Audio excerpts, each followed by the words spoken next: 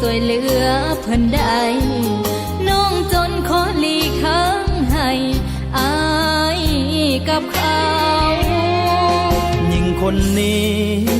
เป็นหญิงพ่อแม่หายบอกจากใจอายบ่ได้มักเขาสอกหาวิธีเอาแบบนี้บ่น้องเจ้ามียังให้อายนั้นเว้า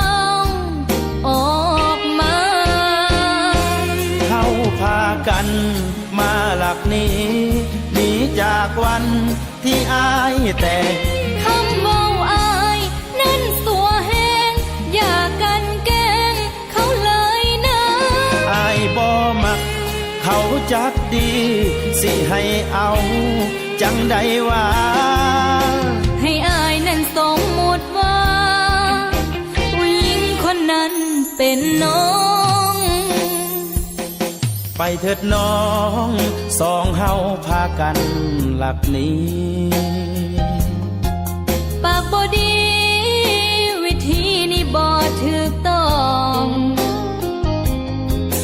จงจำใจแต่งหักแทงไปตามฮีดของสมมุติว่าเขาเป็นน้องกอดให้สมใจ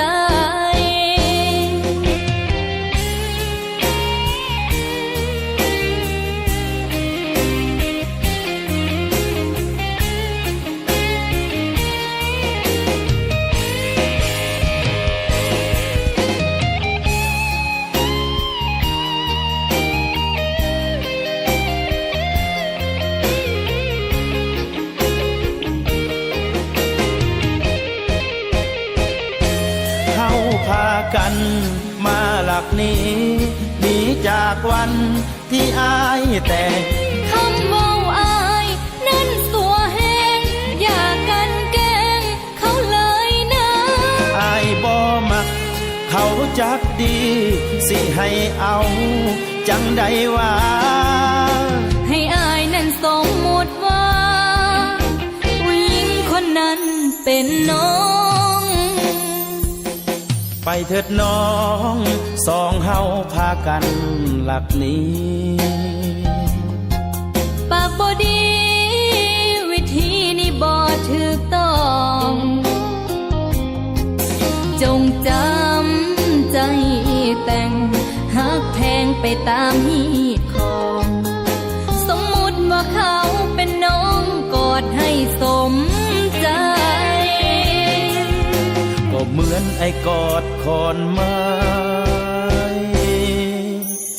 อยู่ในห้อง